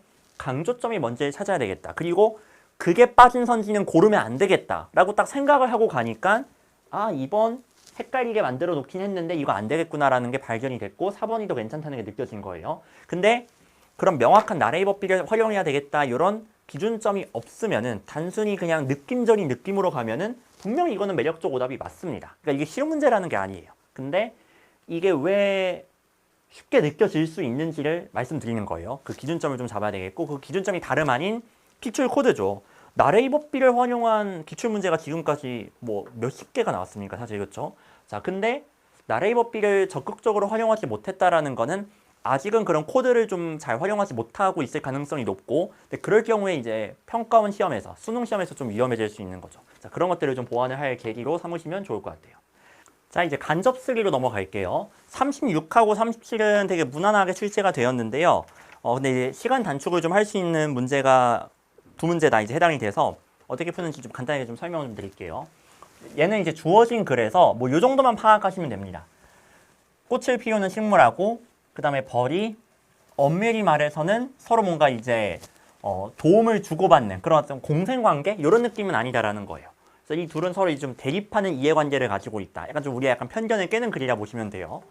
자, 그런 정도 파악하신 다음에 단서가 아주 명확한 게 instead가 있고요. 그 다음에 C에 this difference라는 표현이 나옵니다. 이것만 이용해도 바로 답이 나오는데 instead는요. 왜 제가 30번에서 나레이버비 구조를 가지고 이제 문제를 풀었었잖아요. 얘도 비슷하게 땡그라미는 A가 아니다. 그 다음에 땡그라미는 B다. 이렇게 나레이버비를 두 문장으로 쪼개는 게 가능합니다. 이때 but 대신에 쓰는 연결사가 바로 rather랑 그리고 instead예요. 이 문제 같은 경우는 이제 instead를 쓴 거라고 보시면 되겠죠. 그래서 이걸 좀 활용할 수 있는 게 이 땡그라미는 내용이 겹쳐야 됩니다. 앞뒤가 겹치는 내용이 나와야 되겠고 요 A랑 B의 대비 요거를 좀 활용을 해주시면 될 거예요. 자, 일단은 부정어를 찾으셔야 되겠죠. 어쨌든 부정어가 나와야 되는데 다만 부정어가 B의 끝에도 있고 C의 끝에도 있기 때문에 이거 뭐 둘 다 되는 거 아니야 어떻게 구별해야 할 수 있겠지만 아까 말씀드렸죠. 요 땡그라미랑 겹쳐야 돼요. 일단 얘부터 해석을 해보면은 얘가 땡그라미네요. 이들은요 바로 deceive, 속인다고 합니다. 수컷 벌들을 속인다고 해요. 자, 그래서 이건 조금만 읽어보면 알겠지만 요 데이가 가리키는 건요 요 뒤에도 나오죠. 화학적인 어떤 냄새를 만든다고 해서 이거는 지금 식물에 대한 내용이에요. 게다가 이 문맥상 벌이 벌을 속인다는 내용이 나올 만한 그런 내용이 아니었잖아요. 그렇죠? 자, 따라서 B 다음에 벌이 있는 요 B 다음에 A가 이어질 수는 없겠죠. 아무리 그래도. 근데 C를 보니까 대의로 받을 만한 게 딱 있죠. 아, 얘가 땡그라미였네요. 자, 난초랑 다른 어떤 꽃을 피우는 식물들. 얘네가 땡그라미인 거예요. 얘네들은요. offer no food to be pollinator. 수분을 옮기는 벌들한테 식량을 제공하지 않는데요. 됐죠? 식량을 제공하지 않는다. 즉, 딱히 벌 좋은 짓 안 한다. 그 대신에 오히려 얘네들을 속인다. 딱 요 흐름이네요. 자, 괜찮습니까? 그래서 여기 이 땡그라미에 이제 둘 다 식물 그리고 대의가 들어가게 되는 거고 대립 구도도 아주 잘 나타나 있기 때문에 C 다음에 무조건 A가 나와야 됩니다. 아주 이거 명확하게 빠르게 찾을 수 있을 거고 이제 요 this difference만 찾으면 되겠죠. 요 this difference가 가리키는 내용이 주어진 글에 있는가 아니면은 B에 있는가를 확인하시면 되는데 주어진 글을 보시면요. 그냥 식물들은 그들의 소중한 꽃가루를 포기하기를 원하지 않습니다. 뭐 이런 내용이 나왔을 뿐 딱히 차이점에 대한 내용은 없어요. 그렇죠? 자, 그런 반면에 B에는요. on the other hand라고 해서 꽃과 벌의 대비가 나타나 있습니다. 이거를 this difference로 받은 게 되겠죠. 자, 그래서 얘는 아주 명확하게 B 다음에 C가 이어지면 되겠구나. 그래서 BCA 3번 답으로 해주시면 되겠습니다. 자, 이렇게 마무리하기로 하고 그 다음 37번.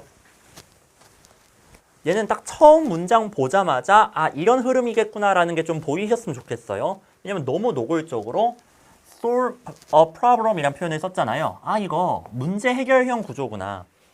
어떤 문제 상황 제시하고 이거에 대한 해결책을 또 제시하는 이런 흐름이구나라는 거를 어느 정도 예상해 볼 수 있겠죠. 아니 뭐 아님 말고. 근데 일단 예상해보고 맞으면은 여기에서 속도가 붙고 정확도가 붙는 거기 때문에 이런 기본적인 단서들은 좀 활용을 할 줄 아셔야 돼요. 자, 처음부터 볼게요. 우정의 어떤 유대 관계 이것이 문제를 해결한다고 합니다. 이 문제는요. Banker's Paradox라고 알려진 문제라고 해요. 자, 이 패러독스에 대한 설명은 되게 이해하기가 쉬워요. On the other hand 나왔는데 앞에는 뭔가 좀 재정적으로 상황이 안 좋은 사람이 나옵니다. 그때 은행은요. 너한테 돈을 주지 않는데요. 왜냐하면 이제 신용 상태가 좀 안 좋기 때문에 그렇다고 하죠. 그러겠죠. 이 사람이 갚을지 안 갚을지도 모르는데 돈을 빌려줄 수가 없겠죠. 그렇죠? 반면에 things are going well. 뭔가 상황이 좋을 때는 은행이 그렇죠. 기꺼이 기쁘게 너한테 돈을 제공해 준다고 합니다. 아, 그래서 패러독스구나. 아니, 정작 돈이 필요한 사람은 돈이 있는 사람이 없는 사람이에요? 없는 사람이죠. 근데 돈이 필요한 사람한테 돈을 안 빌려주고 돈이 그렇게까지 필요하지 않을 것 같은 돈 많은 사람한테 돈을 더 잘 빌려준다라는 거예요. 그래서 패러독스구나. 자, 이런 식으로 이제 문제 상황이 나왔습니다. 있는 사람한테 더 잘 빌려주고 없는 사람한테는, 그러니까 필요한 사람한테는 안 빌려주는 그냥 어떤 역설적인 상황. 이게 프로블럼이 되겠죠. 자, 그럼 이거에 대한 해결책이 이제 조만간 나올 텐데 C를 보시면은 the same dynamic also 해가지고 또한 문제를 제기한다라고 나왔어요. 즉 아직 문제 제기 안 끝난 거죠, 그렇죠? 문제 내용이 여전히 이어진다고 보시면 돼요. C는 아직 문제 상황입니다. 그 다음에 A가 굉장한 힌트인데 또 뭐 이거 A, B, C를 보는 순서는 당연히 뭐 다를 수 있어요, 그렇죠? A를 보니까 why would a non-relative, 아니 친척도 아닌 사람이 너를 도와주려고 하겠는가, 그렇죠? 가능성이 더 적은 상태에서 그 호의를 보답받을, 그렇죠? 잘 모르는 사람한테 이 사람이 갚을 가능성도 별로 없어 보이는데 돈 없는 사람한테 돈 빌려주기 쉽지 않겠죠. 그 얘기가 되는 거예요. 자, 근데 여기서 끊어주세요. 드디어 나왔어요. 첫 문장에서 저희 이미 예상을 했습니다. 우정의 발달 진화가 바로 이 딜레마에 대한 해결책을 제공한대요. 드디어 나왔구나. A가 문제 상황에서 해결책으로 전환이 되고 있는 지점이다라는 거 확인할 수 있겠죠. 여기에서 우정이라는 게 도움이 된다라는 거예요. 조금 예측도 되는 게, 우정이 있으면은 설령 이 친구가 갚을 가능성이 좀 떨어진다고 해서 버릴 거예요. 돈 한 푼도 안 빌려주고. 물론 요즘 세상에선 그러기 쉽겠지만 그래도 정말 우정이 있으면은 얘가 비록 힘들고 돈이 없다는 걸 알아도 좀 빌려줄 수 있겠죠. 그런 사람들도 꽤 있는 거고, 그렇죠? 약간 그런 내용인 것 같아요. 자, 그거 이제 확인만 좀 해주시면 되는 겁니다. 실제로 B를 보니까요. 자, 누가 봐도 이거 우정 내용이에요. 친구가 나왔어요. 확인해 봅시다. 빠르게 확인만 하시면 돼요. 제가 또 뭐 확인도 안 하고 왠지 그런 내용일 것 같아서 얘가 답이야 이러지도 않잖아요. 그러니까 확인은 당연히 하셔야 돼요. 근데 이런 내용이 나올 것 같아라는 거 알고서 확인하는 거랑 그냥 모래밭에서 그냥 막 찾듯이 그냥 헤매고 다니는 거랑 느낌이 달라요. 이거는 여기서 시간 단축 확 하셔야 되는 겁니다. 당연히 이 내용이 나올 거고 나는 그걸 확인만 할 거야. 이런 느낌으로 접근하시면은 거기에서 시간이 세이브가 되는 거예요. 자, 만약에 한 친구가 아픕니다. 그럴 경우에 뭐 하기보다는 그 친구 버려. 아프다고 해 버려. 하기보다는 그렇게 안 한다는 거죠. 그래서 뭐 다른 사람을 찾기보다는 뭐 그런 내용이에요. 자, 그러기보다는 여러분은요. 감정적인 이거 주석에 있죠. 이해관계를 갖는데요. 그들의 어떤 행복에 대한. 자, 그리고 이것은요. 여러분이 compare, 뭐 하도록 강요하느냐? 그렇죠.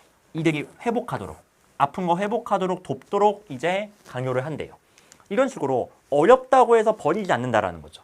이거 솔루션 맞네요. 자, 그래서 B 같은 경우는 딱 요 물결 내용이기 때문에 자, 밑줄 물결끼리 이제 연결만 해주시면 되는 겁니다.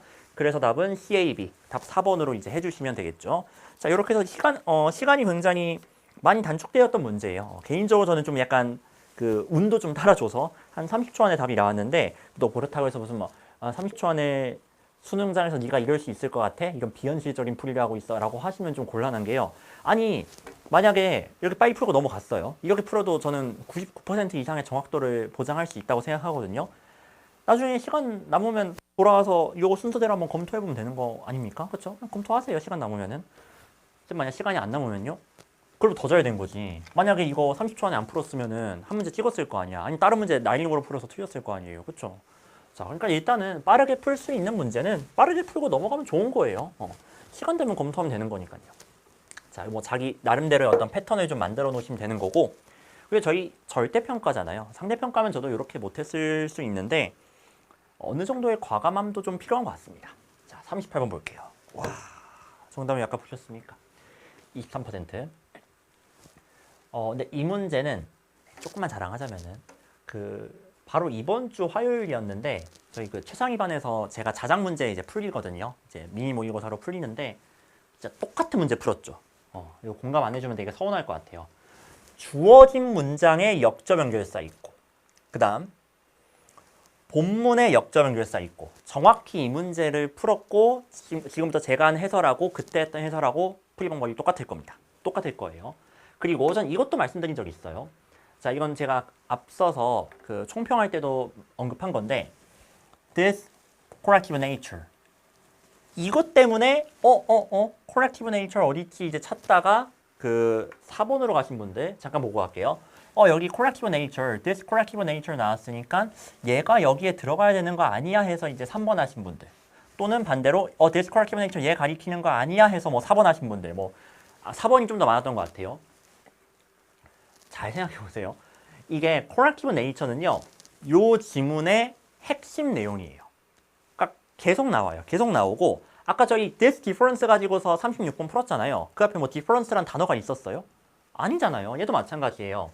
corrective nature이란 단어가 없어도 이 표현은 쓸 수 있는 표현이에요. 그러니까 여기에 너무 집착하시면 안 돼요. 이거는 다른 단서가 없을 때 활용을 하시면 되는 거고 일단 내용이 우선이에요. 내용적으로 납득이 된 다음에 내용적으로 납득도 되고 마침 디스도 있네? 그래야 되는 거지 이거를 활용하시면 안 되는 겁니다. 아셨죠? 참고로 얘는 심지어 콤마 끼어든 구조예요. 그렇죠? this corrective nature도 아니에요. 이것도 이제 가끔 헷갈려 하시는 것 같아서 참고로 말씀드리고요.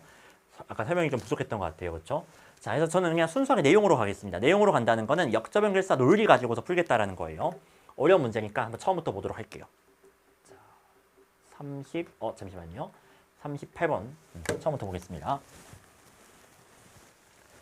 대부분의 역사에서 과학은요. 은밀한, 뭔가 이해하기 힘든 그리고 뭔가 마법과는 구별되지 않는 것으로 간주되는 뭐 그런 거였대요. 자, 그 다음에 by contrast 나왔죠? 자, 영광펜이요.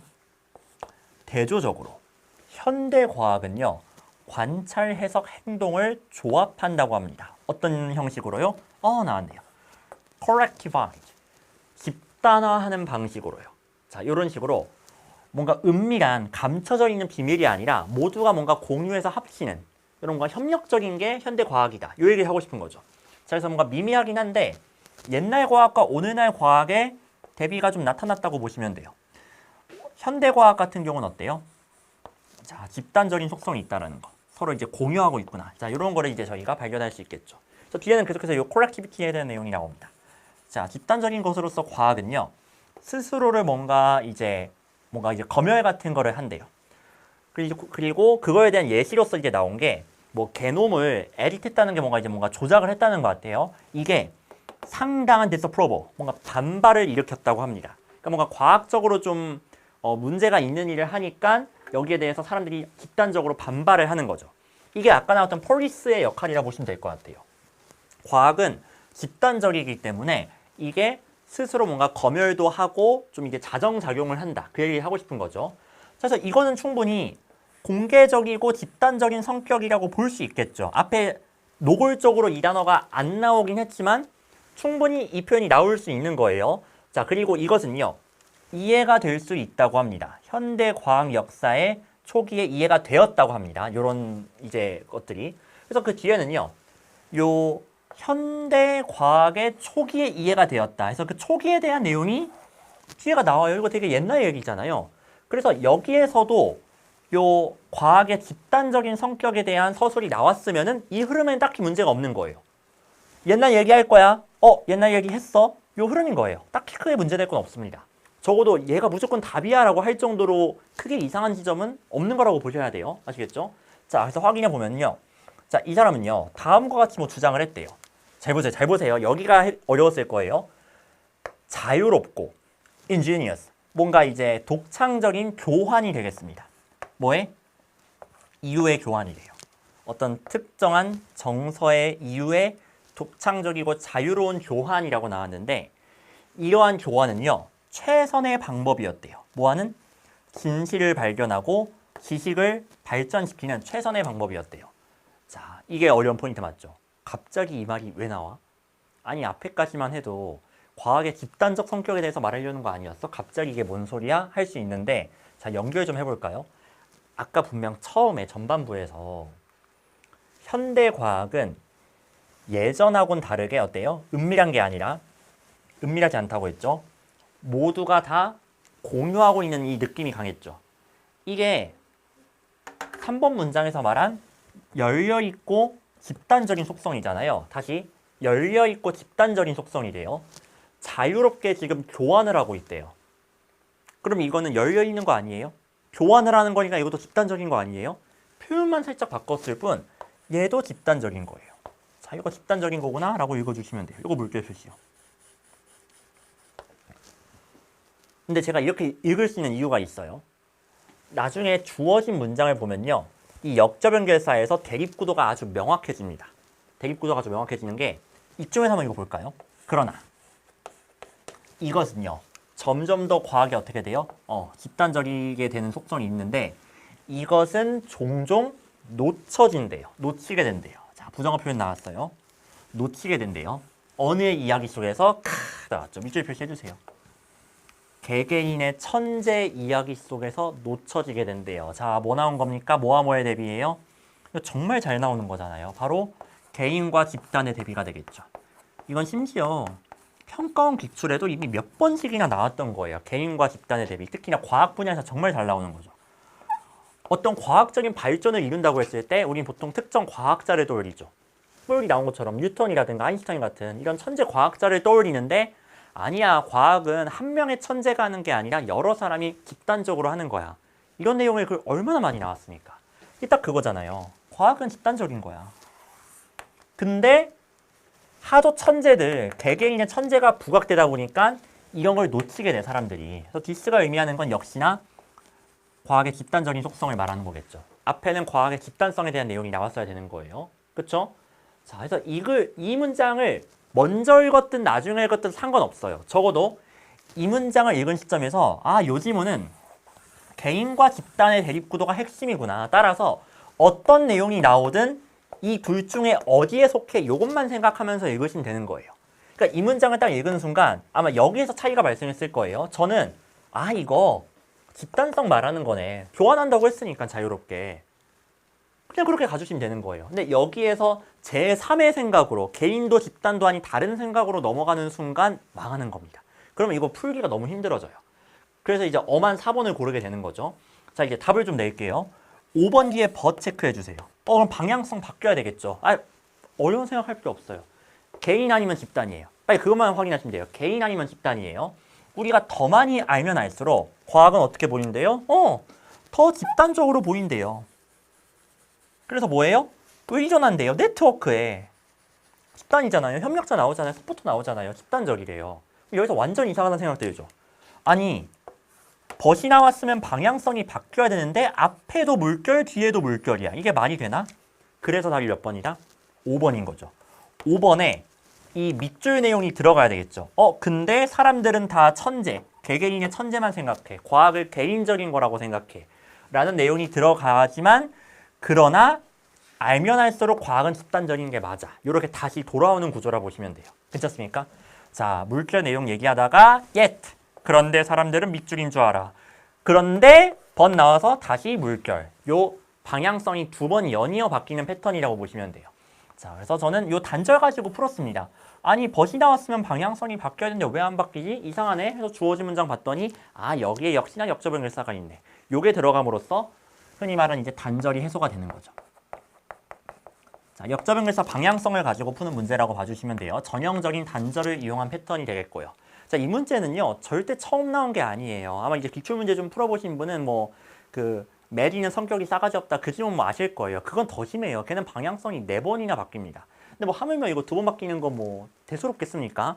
근데 얘가 정답률이 20%대라니 기출에 대한 이해도가 아직 많이 좀 체화가 덜 되어 있구나. 또는 약간 좀 수박 겉핥기식으로 답내는 데 집중해서 기출 공부를 했구나라는 생각이 안 들 수가 없어요. 함정도 전혀 신선하지 않았습니다. 이미 나왔던 함정이에요. 그렇죠?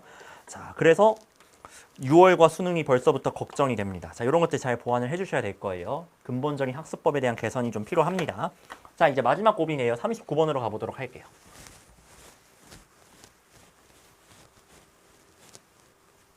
(38번은) 아까 디스 때문에 많이들 틀렸을 것 같긴 했는데 얘는 솔직히 나 아직도 모르겠어요. 얘가 왜 정답률이 20%대가 나왔지? 그러니까 저도 큰일이에요. 이게 학생들하고 좀 공감이 돼야 되는데 공감을 못 하겠어. 이게 왜 이게 어렵다는 거지? 미칠 것 같아 진짜. 강사로서 이러면 안 되는데 진짜 공감을 못 하겠어요. 아니 in contrast 주어진 문장이 나왔잖아요. 그럼 대비되는 거 당연히 찾아야 되는 거 아닙니까? 그리고 첫 문장에 노골적으로 비교급이 나와요. 이번에 비교급 꽤 많이 나왔죠, 그렇죠? 빈칸에서도 나왔었고. 자, 그럼 뭐랑 뭐를 비교하는지 볼게요. 사회과학자들은요. 자, 일단 미리 표시. 사회과학자들 밑줄. 더 합의 하는 것을 어려워한대요. 그러니까 의견을 일치를 시키는 것을 어려워한대요. 누구보다? 자연과학자보다. 됐죠? 사회과학과 자연과학의 대비 이렇게 나눠주시면 되겠네요. 절대로 이 글에서만큼은 그냥 둘 다 과학이네 이래버리시면 큰일 나는 거예요. 자, 사회과학과 자연과학의 대비가 나타나 있다는 거. 자, 요거를 확인할 수 있습니다. 비교 포인트가 중요해요. 그냥 둘이 나눠지는구나로 끝나면 이거 문제 푸는데 아무런 도움 안 되고요. 왜 둘로 나누는데? 그 기준점을 찾아야 되겠죠. 그게 바로 뭐냐면 합의네요. 자, 의견 일치라고 할게요. 의견 일치를 내리는 것이 사회에는 좀 어렵고요. 그냥 좀 극단적으로 표현하겠습니다. 저는 이제 제가 뭐 막 엄청나게 대단한 학문하는 거 아니다. 그냥 문제풀이를 위해서 표시하는 거니까 좀 이런 거 좀 딴죽 좀 걸지 마세요, 진짜. 자, 그냥 대략적으로 흑백놀이 저도 싫어하지만 자연과학은 합의 의견 일치가 좀 되는데 사회과학은 그게 안 된다라는 거예요. 그렇죠, 됐죠? 자, 그러면 이렇게 정리해 주시면 되겠고 한번 읽어볼까요? 제가 봤을 때 이거는 사회과학에 대한 내용이잖아요, 그렇죠? 그럼 어떤 내용 나왔을 것 같아요? 의견 일치가 잘 안 된다는 내용 나왔을 것 같아요. 그렇죠? 그거 알면서 읽어보면요. 인문 사회과학 책은요. 종종 묘사한대요. 표현한대요. 그들의 과목을. 뭐라고? competing perspective. 이게 뭐예요? 합의가 안 된다는 거잖아요. 서로 충돌하고 경쟁하는 관점들로 묘사를 한대요. 관점들이 충돌한대요. 아, 의견 일치 안 된다는 거구나. 너무 좋잖아요. 그냥 다 연결되잖아요. 되게 쉬운 문제예요. 자, 방향성 딱 잡았기 때문에 이제부터는 아까 38번이랑 똑같죠. 여러분은 읽으면서 얘네 의견 일치를 하고 있어 안 하고 있어? 이것만 확인하시면 되는 거예요. 자, 그럼 볼게요. 연구원들이 나왔는데요. 이들은요. 되게 격렬하게 논쟁을 하지만 얘기하고 싶은 거 아니에요. 버티기가 중요해요. There's sufficient consensus. 의견 일치가 존재한다고 합니다. 자, 이거 물결이 되겠죠. 왜 의견 일치가 존재하느냐? 얘는 자연과학이거든요. 피직스거든요. 물리학. 됐죠? 자연과학은 의견 일치 가능하구나.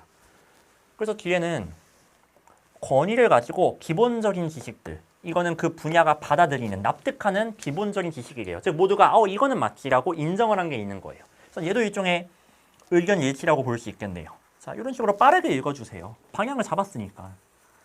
자, 그 다음 there are benefits. 이점이 있다고 합니다. 스트레스가 강조하다죠. 우리를 나누는 것을 강조하는 것에 이점이 있대요. 나누는 건 뭐예요? 의견 일치가 안 되는 거죠. 밑줄 내용이래요. 심지어 이것을 강조하는데 이점이 있다고 했으니까 얘는 밑줄을 긍정하고 있는 거잖아요. 아니 앞에까지는 물결 내용 나왔는데 갑자기 밑줄이 좋다. 밑줄에 이점이 있다라고 했으니까 이거 단절로 안 느껴지십니까? 자, 여기에 이번에 요 내용이 들어가야 비록 자연과학은 이렇게 의견 일치가 되어 있지만 반대로 사회과학 같은 경우는 서로 이렇게 대비되는 관점으로 과목을 설명한다, 묘사한다. 근데 이렇게 하는 거 이점이 있다, 나쁘지 않다. 요 흐름인 거예요. 불안하신 분은 이제 뒤에 읽으면서 뭐 확인하시면 돼요? 뒤에는 역시나 뭐가 이어져야 돼요? 밑줄 내용 이어져야 되겠죠. 특히 밑줄이 긍정적인 방향으로 서술이 되어 있어야 될 거예요. 그것만 확인해 주시면 되는 겁니다. 자, 읽어볼게요. 특정한 강조를 함으로써 뭐에 대한 그들의 어떤 논리적인 결론에 대한 강조를 함으로써 우리는 즉시 논쟁들을 인지할 수 있대요. 이것이 해결될 필요가 있는 어떤 논쟁들을 인지할 수 있대요. 뭐 할 경우에 우리가 이런저런 사회적 세계의 측면들을 설명을 한다면요. 일단 사회적 세계 나왔으니까 이거 사회과학에 대한 내용이구나라는 거 저희 일단 확인할 수 있죠. 그리고 그 해결할 필요가 있는 논쟁들을 즉시 인지할 수 있다고 했으니까 이거 딱히 마이너스 내용이라고 볼 만한 거는 아니지 않나요? 그렇죠? 물론 플러스라는 느낌이 막 엄청 모락모락 나는 건 아닌데 이거를 마이너스로 볼 이유는 전혀 없는 것 같아요. 이런 식으로 오히려 문제 해결이 더 용이해지는구나. 플러스로 볼 만한 측면이 훨씬 더 많습니다. 그래서 전혀 이게 뭐 안 될 만한 이유를 찾을 수가 없기 때문에 답은 안심하고 2번으로 내주시면 될 것 같아요. 자, 되셨겠죠? 참고로 4번, 5번으로 이제 가신 분들, 특히 이제 4번 가신 분들 많으니까 말씀을 드리면은 사실 이거는 아까 말씀드렸잖아요. 제가 좀 공감 능력이 부족한가 봐요. 앞서 그 34번이랑 38번은 그래도 좀 공감을 해드리겠는데 4번, 5번을 갈 이유를 저는 사실 잘은 모르겠어요. 왜냐면 다 그냥 사회과학에 대한 내용이 이어지고 있는 거거든요. 다만 이런 건 있죠. 이 두 문장은 정말 이해하기가 아마 힘들었을 겁니다. 그래서 괜히 이제 명확하게 이해가 안 가니까 이제 건드리게 되는 선택지인 것 같은데 할 이유가 없어요. 일단 앞에 내용이랑 대비되는 것도 없고요. 4번에 넣었을 때 다 사회과학에 대한 내용이에요. 확인을 해보면요. 선거 중에 있는 정치인들처럼 특정 학파의 지지자들은요. 얘는 이제 명확하게 뭔가 경계를 가른다 이런 느낌인 거예요. 그들 자신과 라이벌 사이의 경계를 가른다고 합니다. 뭔가 경쟁하고 있는 어떤 이론적인 대립이 존재한다라는 거죠. 자, 그런 의미에서 요거랑 당연히 이제 아마 연결이 될 거예요. 그러니까 제가 공감을 좀 해보려고 해볼게요. 경쟁하는 관점이 나왔고 라이벌 나왔으니까 뭔가 내용이 잘 연결이 되는구나 이렇게 생각하실 수 있는데 당연히 연결이 잘 되겠죠. 왜? 여기 다 사회과학에 대한 내용이니까. 그러니까 제가 봤을 때 이거예요. 2번, 3번 뒤는 이게 노골적으로 사회과학에 대한 내용이다라는 게 좀 잘 안 느껴지는데 4번 뒤에부터는 그게 좀 느껴지긴 하거든요. 아마 그래서 간 것 같긴 한데 그냥 2번부터 사회과학 내용입니다. 이유는 여기서 제가 대립구도로 말씀을 드렸고요. 자, 그래서 굳이 4번에 넣을 이유는 없다라는 거 다시 한번 말씀드리고 참고로 5번에 그런 벗은 왜 나왔느냐 이게 약간 달라요. 앞에서는 선거 중이잖아요. 선거 중일 때는 네 편, 내 편을 확실하게 갈라야 돼요. 그쵸? 근데 이제 권력을 줬어요. 뭐 뭐 대통령이 됐어요. 그럼 이제 사회적인 좀 통합을 해야 되지 않겠어요? 그러기 때문에 여기서는 이제 fall back to common middle ground. 좀 더 이제 중간 지대로 약간 좀 더 중립적인 위치로 다시 되돌아가게 된다. 뭐 그런 내용이라 보시면 되겠습니다. 자, 그러니까 여기서는 이제 경쟁이라든가 대립보다는 좀 더 이제 중립적인 자세를 취한다. 약간 그런 내용으로 이제 봐주시면 될 것 같아요. 뭐 그렇게 좀 후반부 뭐 정리를 하면 되겠고 문제 풀이랑은 크게 상관없습니다. 게다가 저도 이거 해설을 위해서 그냥 간단하게 읽어본 거기 때문에 좀 더 깊이 있게 나중에 보긴 해야 될 것 같아요. 또 막 분석해보면 또 다른 내용이 나올 수 있겠죠. 그렇죠? 딱 필요한 내용만 지금 전달하고 있다는 거 봐주시고 40번으로 넘어갈게요. 일단 어려운 문제들은 저희가 다 풀었습니다. 40번 같은 경우는 시간 절약을 굉장히 많이 할 수 있는 문제이죠. 기본적으로 연구가 나왔을 때는요. 연구 결과, 실험 결과가 중요한데 저도 혹시라는 마음에 후반부에 딱 결과 나왔으니까 Results were clear 하고 나왔잖아요. 이것만 가지고 답이 나오나 한번 봤거든요. 근데 나오더라고요. 그냥 거저 먹을 수 있는 건 거저 드시는 게 맞습니다. 그러니까 모든 문제가 이렇게 풀린다고 할 수는 없겠지만 쉬운 건 거저 드셔야죠. 그렇죠? 자, 그래서 한번 읽어보도록 할게요. 여기 supporting부터 보도록 할게요. supporting 뒤에 보니까 많은 연구원들이 오랫동안 의심해왔던 것을 뒷받침해줬대요.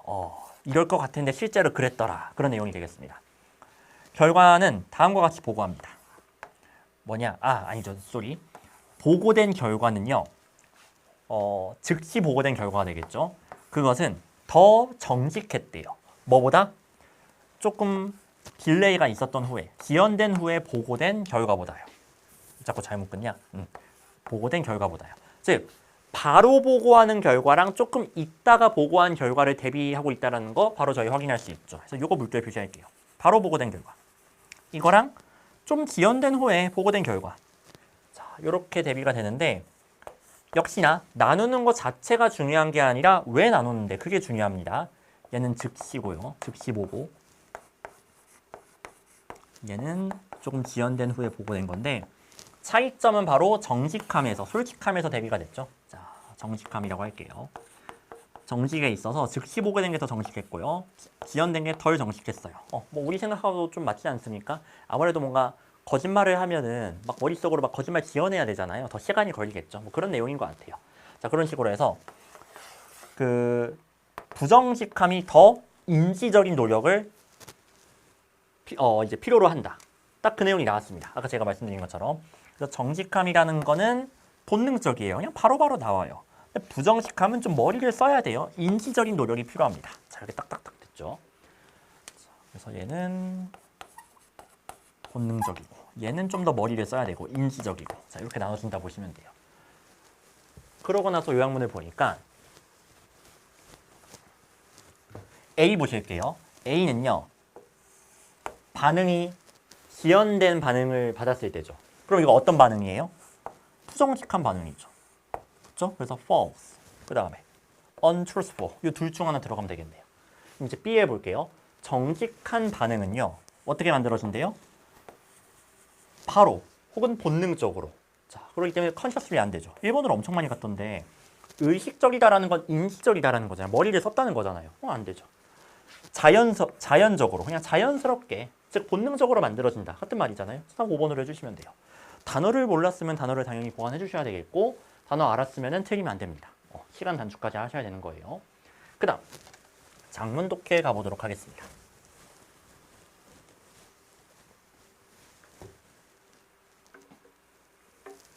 자, 그러면 이거 스티뮬레이터 아니에요? 시뮬레이트예요? 모방하다예요? 시뮬레이션 하다예요? 자, 미래를 시뮬레이션 하는 능력이 되겠습니다. 이 능력은요. 인간의 뇌에 상당한 진화적인 이점을 줬대요. 그래서 칭찬하는가 싶었는데 아니죠. 중요한 건 벗기해죠. 그러나 그것은 또한 어떠한 한계를 가지고 있대요. 자, 그럼 주제 어느 정도 나왔죠? 인간의 어떤 시뮬레이션 하는 능력의 한계. 이게 이제 이 글의 중심 내용이 되겠습니다. 자, 미래 시뮬레이션이라고 할게요. 미래가 이렇게 될 것 같아 라고 일종의 뭔가 상상을 해보는 거죠. 근데 이것이 가지고 있는 어떤 한계.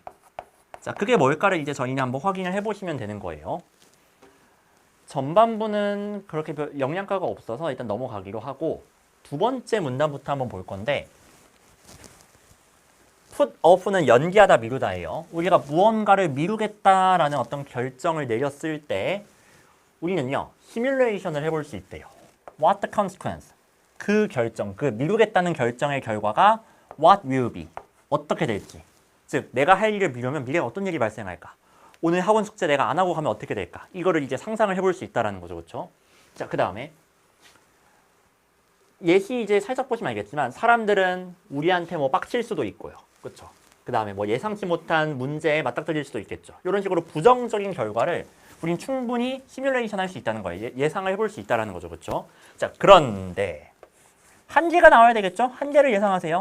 자, 그런데 이런 우리의 미루기가 어떤 느낌일지에 대한 시뮬레이션은요. 자, 나왔습니다. 더 charitable. 이건 charity가 자선단체잖아요. 자선? 뭔가 좀 더 관대하다는 거구나. 현실보다 더 관대하대요. 즉 이런 거잖아요. 만약에 내가 숙제를 안 했어. 그럼 이제 학원쌤이 화를 내겠죠. 학원쌤이 빡쳐요.